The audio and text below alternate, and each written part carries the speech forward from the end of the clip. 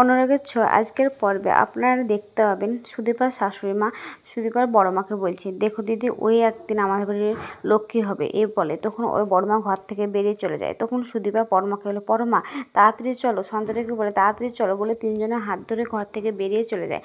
তখন অভ্র বলে, এ মেয়েটা পারেও বটে, কীভাবে যে সব কিছু ম্যানেজ করে নিল। তখন সবাই ওই ঘর থেকে চলে গেলে অভ্র বলে, একদিন সব কিছু ঠিক হয়ে যাবে বোন, দেখি সব কিছু ভালো হবে এসব বলে। অন্যদিকে কুন্তলা অনাথ আশ্রমের বাইরে দাঁড়িয়ে বলছে, আজকে সব কিছু খেলা শেষ করে দেবো, ও সুদীপা আর রূপাকে আমি হাতের মুঠো করে দেবো। যে সুদীপা বুঝতে পারবে যে রূপা আর মা, তখন ওর বাবাকে খোঁজার চেষ্টা করবে এসব বলে। অন্যদিকে দেখা যায় যে সুদীপার পিসি রূপাকে নিয়ে আসে গেস্ট হাউস থেকে এদিকে। তখন বলে, আমি নতুন শাড়ি পরেছি, আমাকে ভালো লাগছে। তখন ওর পিসি বলে, হ্যাঁ তোমাকে খুব সুন্দর লাগছে। তখন রূপা আসে আর এসে ওর মাকে জিজ্ঞেস করে, মা আমি নতুন শাড়ি পরেছি মা, আমাকে ভালো লাগছে বলো না। তখন সুদীপা বলে, হ্যাঁ খুব সুন্দর লাগছে। তখন পরমাকে বলে, ওই আমাকে ভালো লাগছে গো। তখন বলে পরমা মাথা নাড়ে, হ্যাঁ খুব সুন্দর লাগছে তোমাকে দেখতে। তখন পরমার বাবা বসে ভাবে যে কি ভাগ্যের পরিহাস, দুই বোন পাশাপাশি বসে সুন্দরভাবে পুজো দিচ্ছে, কিন্তু কেউ কাউকে চিনে রাখো এসব বলে। তখন ঠাকুরমশাই বলে যে তোমরা সব কিছু ঠিকঠাক করে রেখেছো তো? তো হ্যাঁ, আমরা সব কিছু গোছগোছ করে রেখেছি। এদিকে সুদীপা পরমাকে সব কিছু বুঝিয়ে দিয়ে সঞ্জয়কে গিয়ে বলে, এগুলো তুমি একটু ছোট ছোট করে কেটে নাও, তারপরে ওদিকে খই ভাজা আছে, খইটা মাখিয়ে নিয়ে আসবে। তখন বলে ঠিক আছে। এদিকে ওর বড়মা সুদীপাকে বলে যে মুখে তো খই ফুটছে, কিন্তু কাজ কি সব শেষ হলো? তোমাকে যেটা বলেছিলাম সেটা করেছো? তখন বলে, হ্যাঁ বড়মা করেছি, তুমি দেখো ওখানে আমি আলপনা দিয়ে দিয়েছি আর দুই পাশে দুটো প্রদীপও দিয়ে দিয়েছি, ঠিক সময় আমি জ্বালিয়ে দেবো এসব বলে। তখন বলে যে ঠিক আছে, যাও গিয়ে কাজ করো মনোযোগ দিয়ে। তখন বলে ঠিক আছে বলে চলে আসে। তখন রূপা বলে যে মা, ও মা আজকে পুজো এবারতে কালী পুজো? তখন বলে হ্যাঁ কালী পুজো, তাহলে আমি আজকে একটা গান করবো এখানে। তখন বলে ঠিক আছে, গান করবে তো করো তাই বলে। তখন সবাই মিলে ওখানে বসে আর অভ্র আর আদিত্য দুই ভাই ওপর থেকে নিচে নেমে আসে।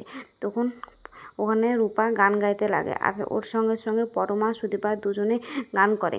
তখন ওরা সবাই ভাবে আর পরমার বাবা মা ভাবে, দেখো আমার মেয়েটাও কত সুন্দর করে গান করছে, তাই না, কত ভালোভাবে সংসারটাকে গুছিয়ে নিচ্ছে এসব কথা ভাবে। তখন সুদীপা বলে যে কি হ্যাঁ সব কিছু তো ঠিকঠাক হলো।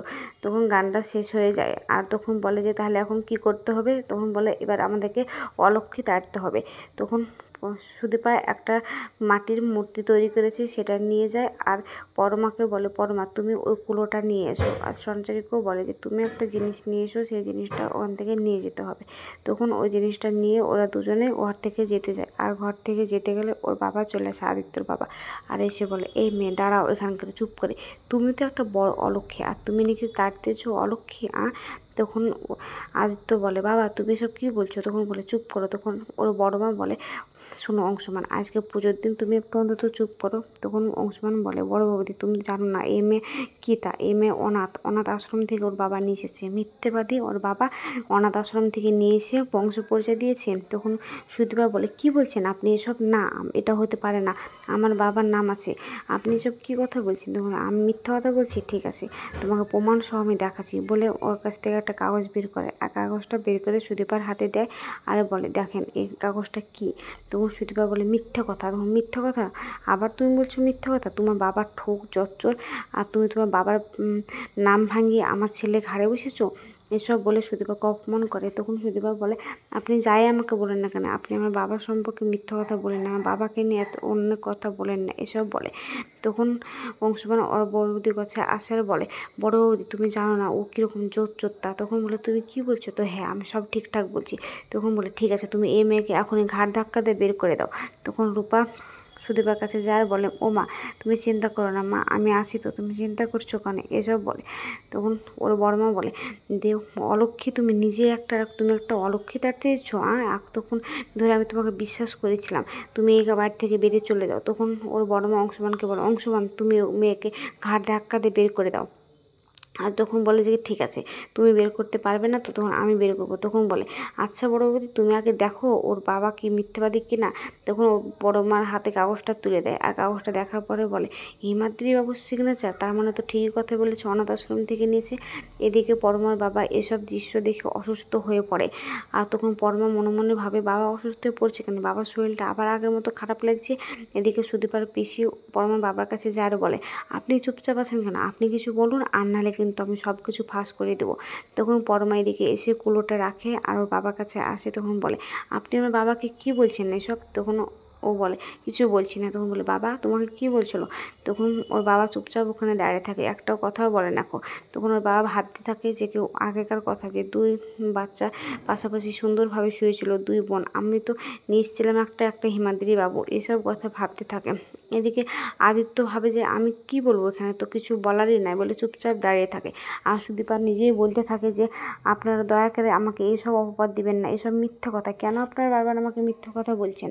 তখন রূপা বলে যে কি যে মা তুমি কান্না করো না, আমি আছি তো, তুমি একদম চিন্তা করো না। তখন সুদীপার শাশুড়ি বলে, রূপা তুমি চুপ করো, তুমি শরীর অসুস্থ হয়ে যাবে, তুমি চুপ করো, আমি আছি তো, আমি কিছু একটা বলছি। তখন সুদীপার শাশুড়ি ওর বড় মাকে বলে যে দিদি তুমি কিছু একটা ভাবো, আজকে তো পুজোর দিন। তখন আদিত্যর বাবা বলে, এই তুমি চুপ করো তো, তুমি পুজো আচ্ছা তুমি কী বুঝো, তুমি তো কোনোদিনই ভাবো না, তোমাকে আবার কী বোঝাচ্ছি এসব বলে।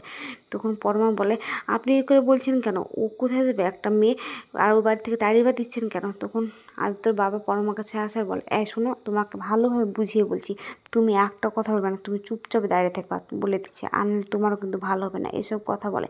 তখন সুদীপার বড় মা সুদীপাকে বলে, তুমি এবার থেকে এখনই বেড়ে যাও, আর নাহলে আমি তোমাকে জোর করে বের করে দেবো। তখন ওর বড় মাই সবসময়কে বলে, তুমি বের করবে নাকি আমি বের করে দেবো? যে বের করতে যাবে অমনি সুদীপার পিসি বলে, আমি কিন্তু এবার সব সত্যি কথা বলে দেবো। তখন পরমা বলে, সব সত্যি কথা বলে দেবেন? আপনি কি সব সত্যি কথা বলে দেবেন? আপনি একটু আগে আমার বাবার কাছে গিয়ে আস্তে আস্তে কী কথা বলছিলেন বলুন। তখন সুদীপার বড় মা বলে, আপনি চুপ করুন, আপনি কি ভাবছেন সুদীপার সঙ্গে আপনাকে ঘাড় ধাক্কা দিয়ে বের করে দেবো? তখন পরমা যায় আর বলে, মা ওকে তাড়িয়ে দিন না, মা ও কোথায় যাবে আপনি বলুন, ও তো একটা মেয়ে, ওকে এখানে থাকতে দিন প্লিজ, এসব বলে। তখন ও বলে, বড় বৌমা তুমি কিন্তু এখানে বাধা দিতে আসবে না। তখন পরমা ছুটে অভ্রর কাছে আসার, অভ্রকে এসে বলো, অভ্র তুমি অন্তত কিছু বলো, তোমরা কেন কিছু বলছো না, তোমরা চুপ করে কেন দাঁড়িয়েছো? আদিত্যকে বলছে, সবাই তোমরা চুপচাপ দাঁড়িয়ে দাঁড়িয়ে দেখছো ও মেয়েটাকে বাড়ি থেকে বের করে দিচ্ছে, এসব বলে। আর পরমা বারবার ছুটে ছুটে যায় সুদীপার কাছে। তখন সুদীপার কাছে গিয়ে চুপচাপ দাঁড়িয়ে থাকে।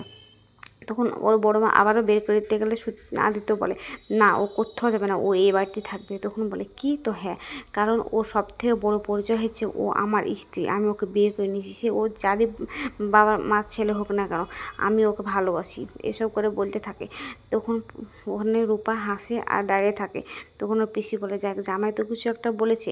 তখন পরমা মনে মনে বলে, এতক্ষণ ধরে আমি সুদীপার হয়ে লড়ছিলাম, আমি ভাবছিলাম সুদীপার কেউ নেই, সুদীপার তো মানুষ আছে বলার মতোই, আমারও তো কেউ নেই, বরঞ্চ আমি এখন অনাথ, আমার নিজে থেকে এরকম মনে হয়।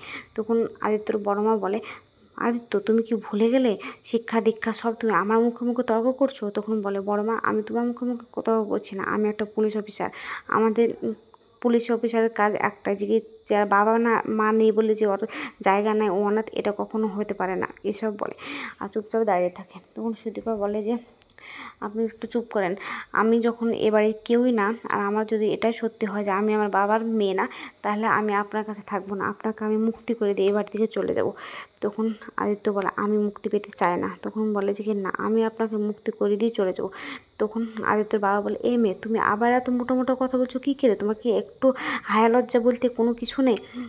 তোমার বাবা এভাবে ঠগিয়েছে, এসব বলে। তখন সুদীপা হাত জোর করে বলে, প্লিজ আপনি আমাকে যা বললেন বলেন, কিন্তু আমার বাবাকে এসব করে বলেন না। তুমি বিশ্বাস হচ্ছে না, দাঁড়াও তোমাকে আমি প্রমাণ সহ দেখাচ্ছি বলে, যে অনাথ আশ্রম থেকে নিয়ে এসছে, সেই অনাথ আশ্রমের একটা প্রিন্সিপাল এসেছে। তখন বলছি, যে অনাথ আশ্রমে ছিল ও, সেই অনাথ আশ্রমে ও হচ্ছে প্রিন্সিপাল, হেড প্রিন্সিপাল। তখন বলে যে, হ্যাঁ মা এটাই সত্যি, তোমরা দুই বোন ছিলে, যমজ, পাশাপাশি দুই বোন শুয়েছিলে, আর সেখানে দুটো নকেটও ছিল, আর সেটাতে লেখা ছিল সুদীপা আর সুরূপা। দুজন এসে দুজনের বাবা তাকে নিয়ে গেছে। তখন পরমা আর সুদীপাকে এক জায়গায় দেখলে বলে, এই তো সাক্ষাৎ মা লক্ষ্মী, তোমাদের যে দেখা পাবো তা আমি বুঝতে পারিনি, তোমাদেরটা যে কালী মায়ের সন্তান, কিন্তু ওরা যে বাড়িতে যাবে সে বাড়িতে ভালোই হবে, এসব বলে। সংসারের পরে এইসব আবার কী দেখছি, এদের মধ্যে কত কী দেখছি। তখন পরমা বলে, আপনি এসব কী বলছেন, আপনি কোথাও ভুল করছেন, আমার বাবা মা এসে তো আমার বাবা মার সন্তান আমি। তখন পরমার মা বলে, ও তো আমাদের মেয়ে। তখন মেয়েটা বলে, ও সরি ভুল হয়ে গেছে, আমি বুঝতে পারিনি, আমি ভেবেছি আবার হয়তো ভাগ্য চক্রান্তে তোমরা আবার পাশাপাশি এক জায়গায় হয়েছে বলে আমি বলে ফেলেছি, মা কিছু মনে করো না, এসব বলে। তখন এদিকে পরমার বাবা সুদীপার পিসিকে হাত জোর করছে আর বলছে, প্লিজ বলেন না। তখন এটা আদিত্যর বাবা মা দেখে নেয় আর বলে, কী ব্যাপার, বিহাই কেন সুদীপার পিসিকে হাত জোর করছে, কী লুকাতে বলছে? তখন আদিত্যর বাবা বলে ওই মেয়েটাকে যে আপনি যান, আপনার এখন কাজ হয়ে গেছে, আমাদের পার্সোনাল বাড়িতে কিছু কাজ আছে। তখন বলে ঠিক আছে আমি চলে যাচ্ছি। তখন সুদীপা বলে যে ঠিক আছে, বলে ওর পিসির কাছে যায়। পিসিকে গিয়ে বলে পিসি এতক্ষণ ধরে যে কথাগুলো বললো না, তখন সেগুলো কি সব সত্যি? তখন ওর পিসি চুপ করে দাঁড়িয়ে থাকলে ওর হাতটা নিয়ে মাথায় দেয় আর বলে আমার মাথা ছুঁয়ে বলো। তখন হাতটা টেনে বলে হ্যাঁ গো সব কিছু সত্যি, কিন্তু বিশ্বাস করো দাদা তোমাকে কিসের জন্য নিয়ে এসেছিলো জানো? শুধুমাত্র বড় বৌদির জন্য নিয়ে এসেছিলো। ও ইচ্ছা ছিল যে ও মরে যাচ্ছিলো, যে ও একবার ওর সন্তানকে দেখে মরবে, তাই। তখন সেখান থেকে চলে এসে চিৎকার করে কাঁদতে কাঁদতে ও মাটিতে লুটিয়ে পড়ে। তখন সেখানে অভ্র পরমা আসে। অভ্র এসে বলে বোন আমি আছি তো, আদিত্য আছে, তুই চিন্তা